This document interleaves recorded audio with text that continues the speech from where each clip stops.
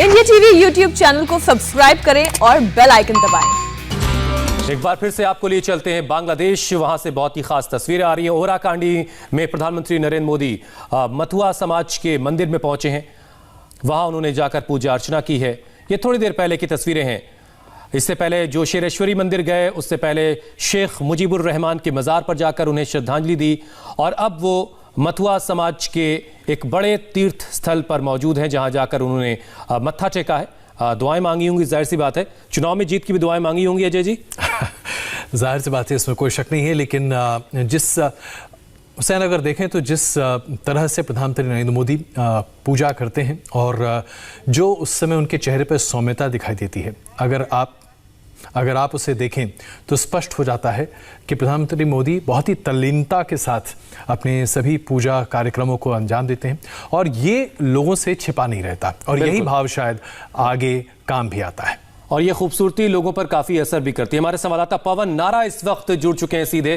पवन, आपके पास क्या अपडेट है? हमने जब ओराकांडी मंदिर में देखा प्रधानमंत्री नरेंद्र मोदी पुजारी से कुछ बातचीत कर रहे थे, कुछ खबर निकलकर सामने आ पाई कि क्या बातचीत चल रही थी? आसपास के लोगों में कैसा माहौल रहा जब प्रधानमंत्री मंदिर में पूजा अर्चना कर रहे थे?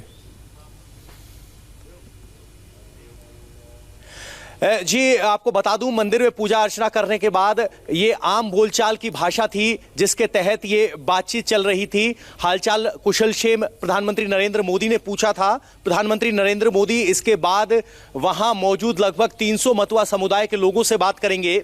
यहाँ ओराकांडी का महत्व इस तरह से समझा जा सकता है कि यहाँ से ओराकांडी समुदाय या कहें कि ओराकांडी की जो परंपरा है उसका उद्घोष यहाँ से हुआ था, जन्म यहाँ से हुआ था 1860 में। हरिचंद ठाकुर ने वर्ण व्यवस्था के खिलाफ, जो कि खुद नमाशूद्र जाति से आते थे, वर्ण व्यवस्था के खिलाफ एक मुगल छेड़ा और उसी के वजह से ये परिवार बढ़ता चला गया और माना जाता है कि आज के दिन लगभग 3 करोड़ के आसपास की इनकी आबादी है और आज जब पश्चिम बंगाल में चुनाव हो रहे हैं तो 1.5 करोड़ के आसपास मथुआ वोटर है।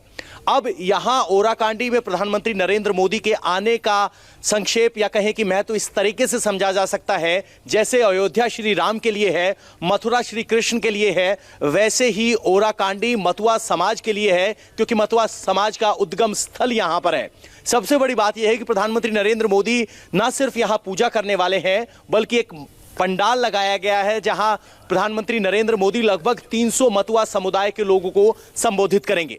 2019 में जब चुनाव हुआ था तो मथुआ समुदाय के लोगों का बहुत सारा समर्थन प्रधानमंत्री नरेंद्र मोदी और बीजेपी को मिला था और ऐसी ही उम्मीद जताई जा रही है कि इन चुनावों में भी मथुआ समाज मोदी या कहें कि बीजेपी को समर्थन दे सकते हैं। और अगर प्रधानमंत्री नरेंद्र मोदी पहले के प्रधानमंत्री हैं जो यहां ओराकांडी आए हैं, यहां आकर संवाद स्थापित करते हैं, तो यहां से निकली हुई बात मथुआ समुदाय के लोगों के दिल तक जरूर पहुंचेगी।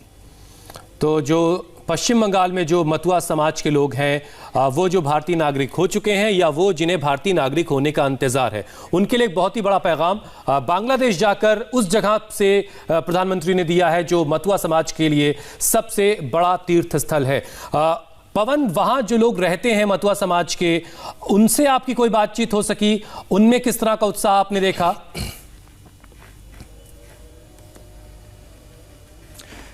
जी बिल्कुल, आज तो हमारी उनसे बात नहीं हो पाई क्योंकि प्रधानमंत्री के कार्यक्रम की वजह से वो सभी अंदर हैं और बाहर नहीं आए, सबके पास पासेस हैं। लेकिन जो ठाकुरबाड़ी जिसको कहा जाता है, ओराकांडी ठाकुरबाड़ी, वहां पर 50 से 60 पांचवी और छठी पीढ़ी के लोग हैं जो यहाँ वंशज हैं, यहाँ हरिचंद ठाकुर के वंशज हैं। वो बेहद खुश हैं। दूसरी बात, यहाँ 1971 के पहले और 71 के बाद बहुत से लोग मथुआ समुदाय के पश्चिम बंगाल पहुंचे हैं जिनके लिए नागरिकता एक अहम बात है।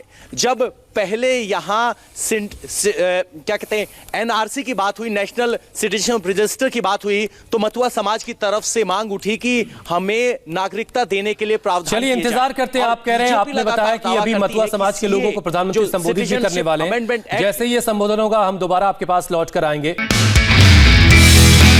नमस्ते, मैं हूं मीनाक्षी जोशी। वीडियो और खबरों से अपडेट रहने के लिए India TV YouTube channel subscribe करें, बेल आइकन दबाना ना भूलें। जुड़े रहें इंडिया टीवी के साथ।